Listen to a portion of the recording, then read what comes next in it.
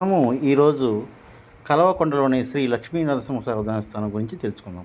దీనికోసం మేము ఫస్ట్ కలవకొండకు బయలుదేరాము. అక్కడ రోడ్డు సరిగా లేనందున ఈ యొక్క అడవి మార్గం ద్వారా హైవే మీదకి చేరుకున్నాం. ఈ హైవే ఇప్పుడే కన్స్ట్రక్ట్ అవుతూ ఉంది.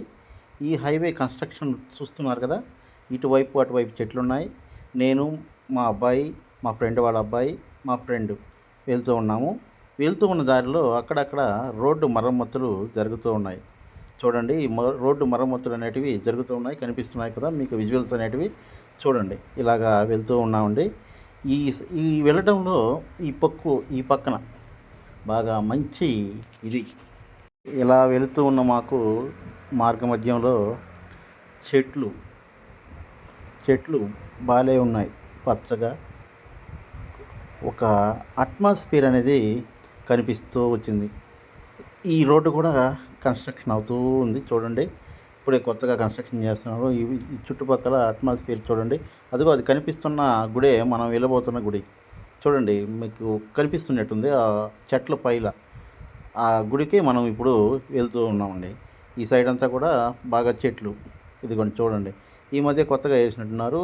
ఈ మధ్య పైరు బాగా పెట్టినట్టున్నారు. పచ్చగా ఉంది పైరు కూడా, బాగా నీట్గా ఉందండి. పొలాలు బాగా అట్మాస్ఫియర్ కూడా మంచిగా ఉంది. మేము సాయంత్రంగా బయలుదేరాం కాబట్టి కొంచెం బాగుంది అట్మాస్ఫియర్. వేడిగా ఏం లేదు, చల్లగా ఉంది.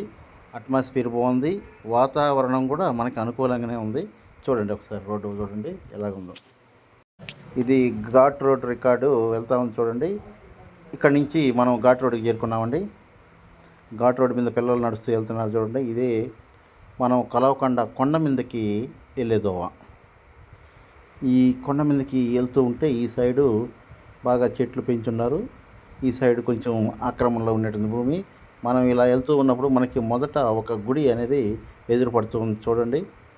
కొంచెం దగ్గరికి వెళ్దాం. దాని దగ్గరికి చూడండి, ఇదే శ్రీకృష్ణ వారి దేవస్థానం. ఇంకా కన్స్ట్రక్షన్లో ఉంది, ఇంకా ఓపెన్ చేసినట్లేదు. అక్కడక్కడ పాడుపడిపోయినట్టుంది, కొంచెం కట్టి వదిలేసినట్టుగా ఉన్నారు. ఇది మొదట మనకు తారాసపడే గుడి. ఇది ఘాట్ రోడ్డు దారి. దీనికి ఇంకొక మార్గం కూడా ఉందండి. ఇంకోటి ఏంటంటే మెట్ల మార్గం కూడా మనం వెళ్ళట్లేదు. మనం వెళ్తున్నది ఏంటంటే బండి మీద వెళ్తున్నాం కాబట్టి ఈ ఘాట్ రోడ్లోనే వెళ్తూ ఉన్నాం. ఈ ఘాట్ రోడ్లో వెళ్తే మనకి ఇంకొక 2 నిమిషాలు 1 మినిట్ లోపల వచ్చేసాం చూడండి. ఇది మనం ఇక్కడికి చేరుకున్నాం ఇప్పటికి. ఇక్కడ నుంచి మనం చూస్తున్నాం చూడండి కింద ప్రదేశాలంతా. ఇదిగో చూడండి, కొంచెం రోడ్డుకి పైగా, అంటే కొంచెం కొండ కాబట్టి కొంచెం ఎత్తుగా ఉంది. ఇదే మెయిన్ ఎంట్రన్స్, ఇదే ధ్వజస్తంభము, అది మెయిన్ ఎంట్రన్స్ అండి. ఇది స్వామివారి మండపం.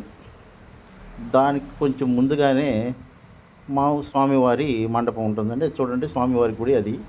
ఈ చుట్టుపక్కల కూడా అద్భుతమైన కళతో ఒక పెయింట్, ఒక ఇది శిల్పాలు కాదండి, ఇవి మామూలుగా చేసిన బొమ్మలు.